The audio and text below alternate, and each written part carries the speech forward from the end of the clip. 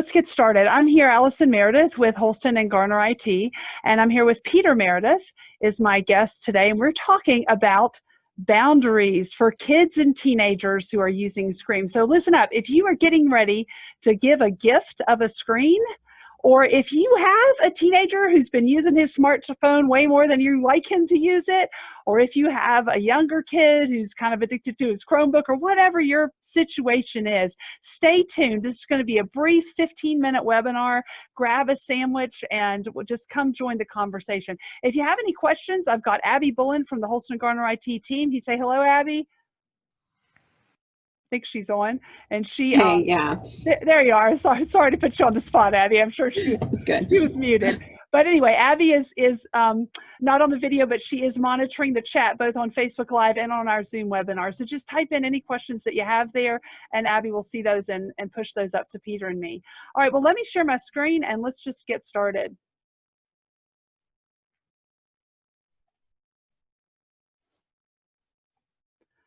All right, so we're here on our second session of how to manage kids and screens. Yesterday we talked about how to talk with kids and screens, and let me start with just a quick recap of what we talked about yesterday. We had Sylvia and Nick as our guests, and Peter's our guest today. So Peter, regarding getting your own mindset right, we talked yesterday about digital immigrants versus digital natives. Give us a overview of what that's all about. Sure. So digital is kind of a little bit of lingo that refers to the people who grew up with technology as children and the people who kind of started using technology much later in their life. So it is just two different perspectives.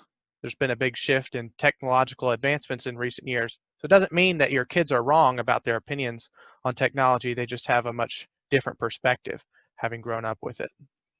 Exactly. And so just don't assume that just because their perspective is different, it's wrong. So that's kind of the big idea of that. And then these second and third points, we talked at length about how to listen to your kids. And if you missed that, just go back and check that video out. It was just 15 minutes midday yesterday. You can find it on our Facebook page.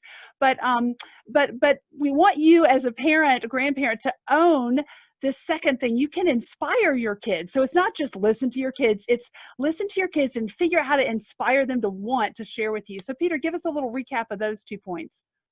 Yeah, I mean, just the idea as a parent is to help your kids grow up to be good adults. And they're not going to want you to be a part of that if you're just the meanie boss who doesn't let them do anything online. And so you kind of have to just create this relationship in this culture that inspires them to want to share their experiences with you. Outstanding. All right, and Peter, can you see my slides okay? I sure can, yeah. Fabulous. So what you just said, Peter, just leads right into today's topic, which is setting boundaries on screen time.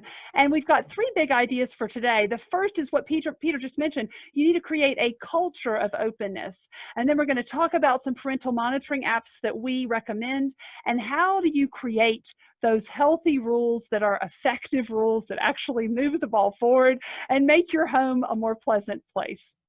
So with that, let's get right into the first topic.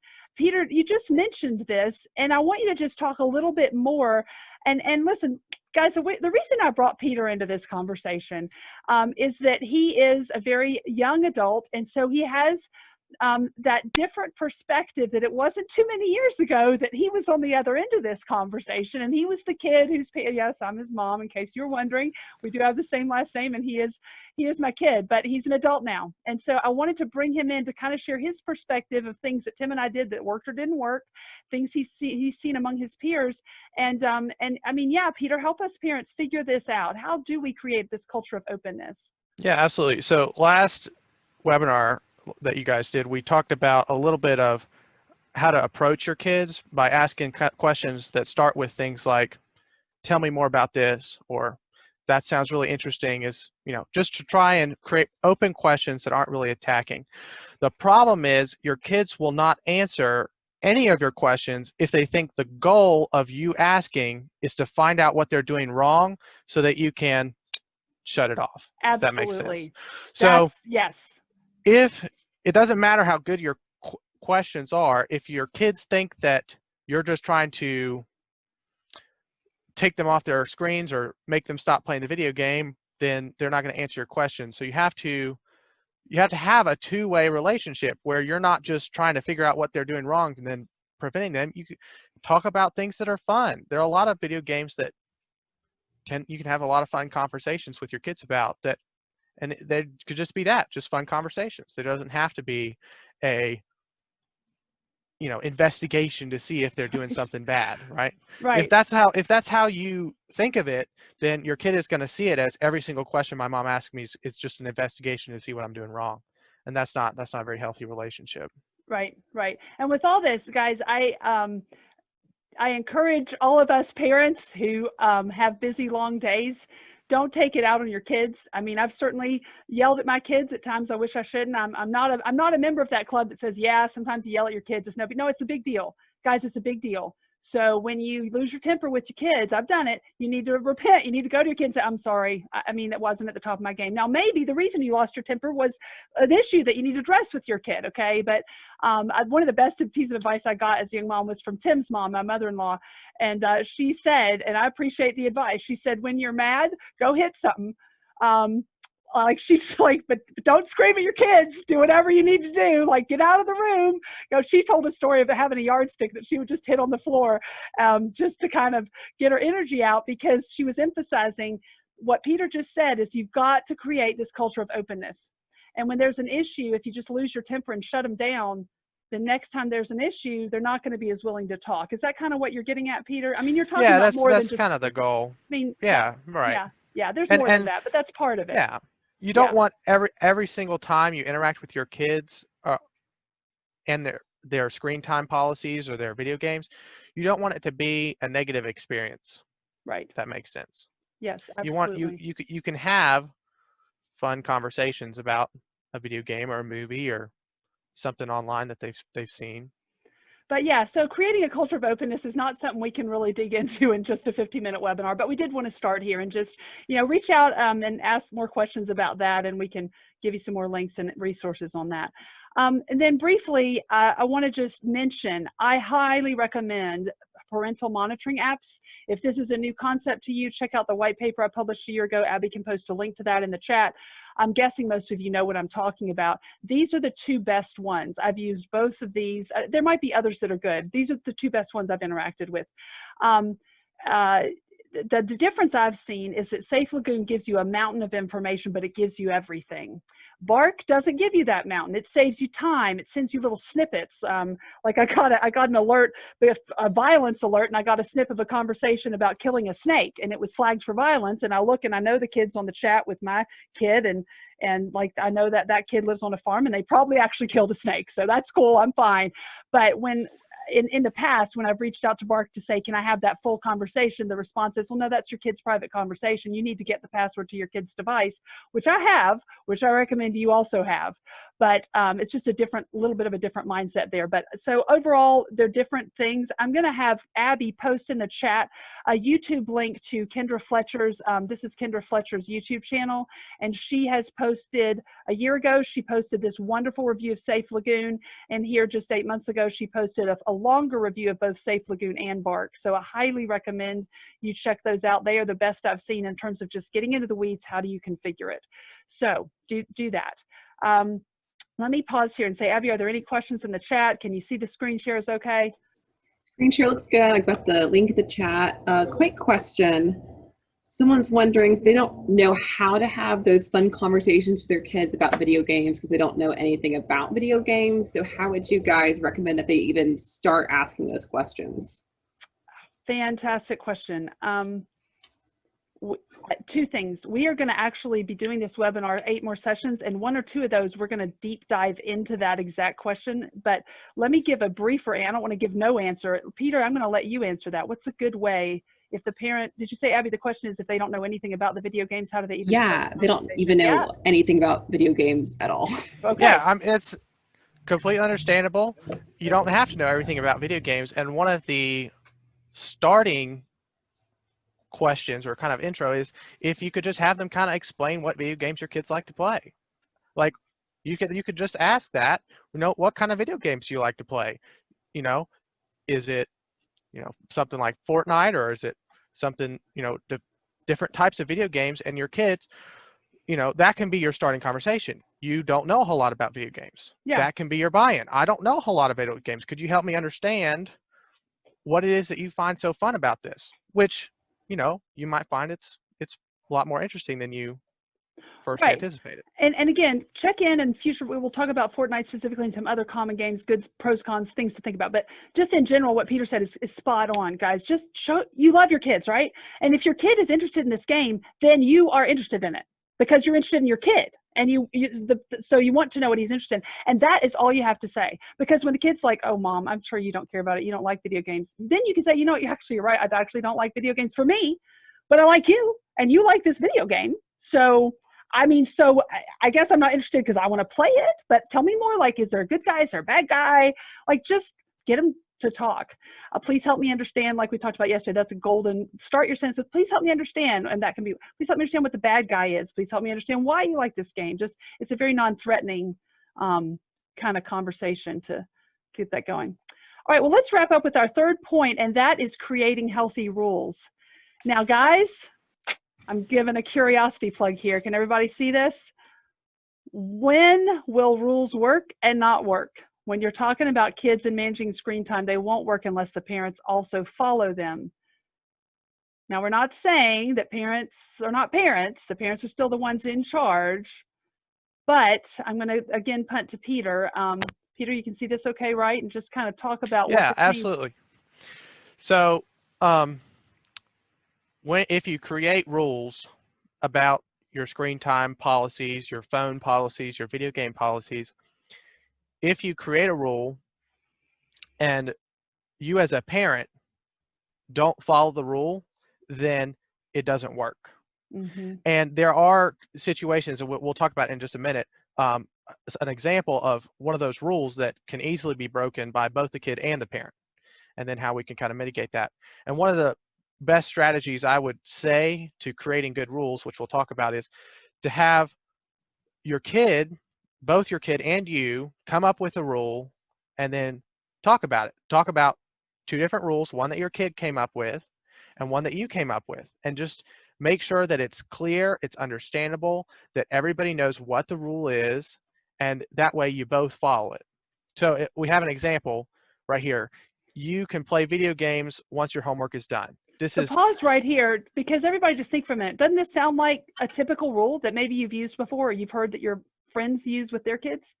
Right. Well, Peter and I were preparing for this, and certainly I have found this true in my own journey as a mom.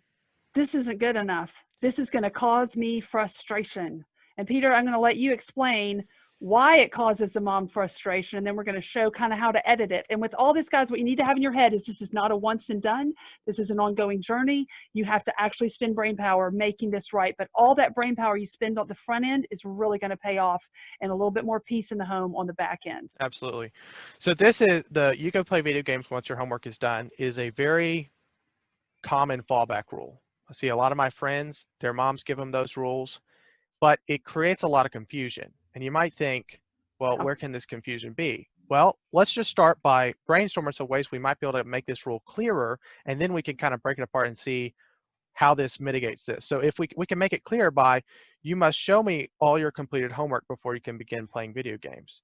So what this does is, it will happen. If you just stick with the first version, your kid will finish their homework, and then they'll start playing video games. And you come in, you're like, well, did you finish your homework? I can't show you right now. I'm playing my video games, right? That's what's going to happen.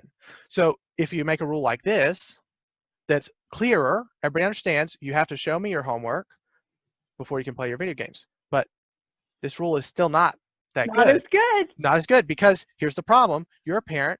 You're busy. You don't have time to check everybody's homework. Not exactly, right? Not, so many not times. every time. Not every time. And so the kid walks up and then the kid's like frustrated because it's like, well, I'm waiting. It's my screen time, but it's your fault. It's not like your fault in a bad way. Maybe the mom's got an important call but like, this is just it's bound to have some failure. So absolutely. So your kid will feel like it's not fair for them because you're not following your end of the rule by checking their homework.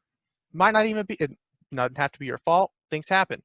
So we could make this rule even a little better by but saying, I want to underscore what you just said, Peter, is What's hidden here is a parental responsibility. Yes. So So back when we're talking about the parents also following the rules, it's not so much like there's some third authority that parent and kid alike. I mean, certainly we can right. talk about religion. It's It's more that yeah. there's going to be hidden in every rule. There's a parent's responsibility, and here it is in this rule. Yeah. And this is assuming the parent is available to look at it.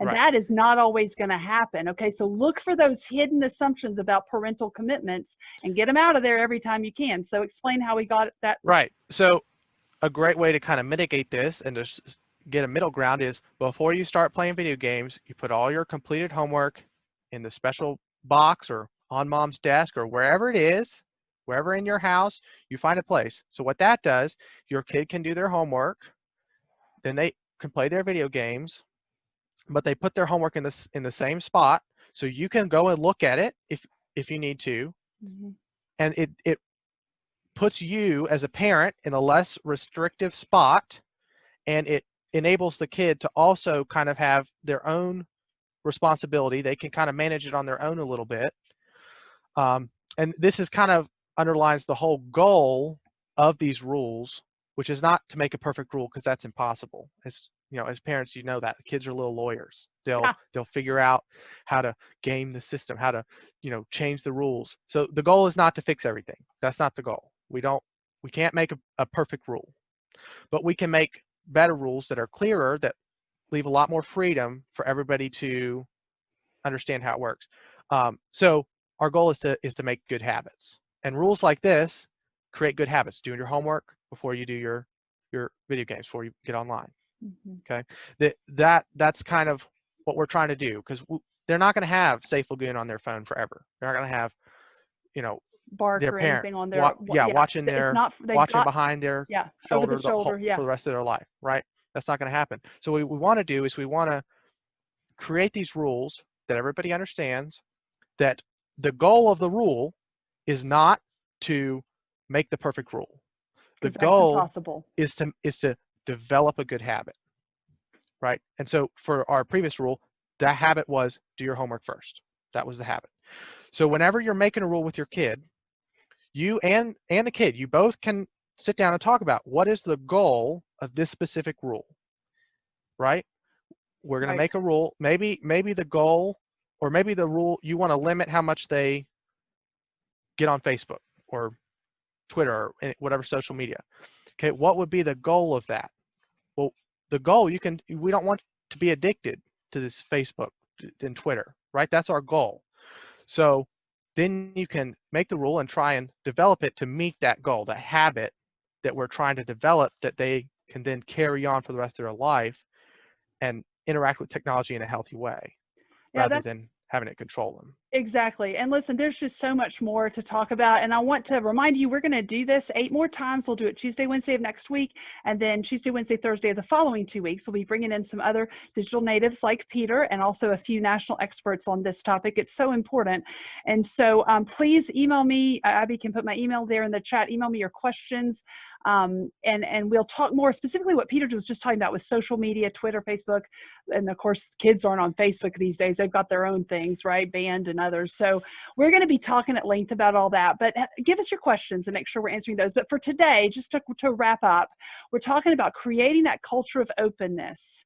You've got to have that culture of openness, and that applies to your whole parent-child, parent-teen relationship. And there is no easy button.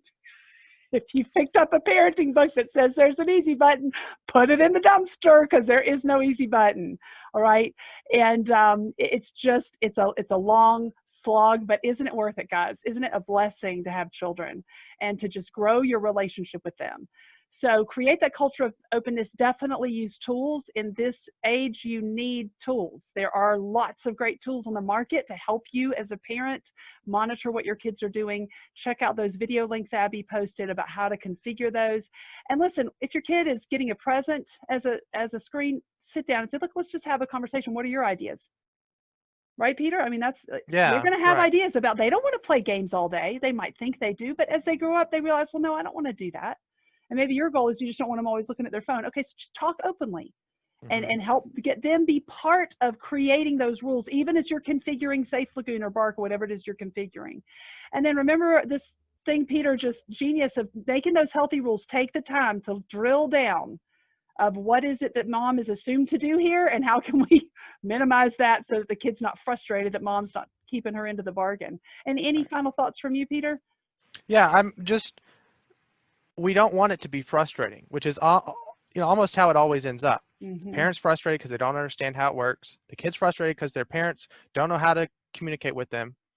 So if you can even make that clear to your kid, it's harder if they're younger, but if they're in their teenage years, you can say, listen, I don't really know a whole lot about this world, this technology world that you're a part of, but I'm your mom, I'm your dad, I'm going to help you, and we're going to work through it. We're going to create this kind of healthy lifestyle that you can then carry on into your adult life. So it's just important to make sure that they understand that what you're doing is not the mean boss. You're not trying to kick them off. You're trying to help them grow. It's harder if they're younger. You can kind of be more of the mean boss. And you should be. When they're younger. Yes. Because that they're not developed to where they can start thinking about the higher level things. But for your teenagers, it's much easier if you stop being more of the mean boss and you be more of the, okay, let's work through this together. Absolutely. All right. So with that, join us next week on Tuesday, and we'll get back at some more topics on this. And thanks for coming today. Bye-bye. Bye.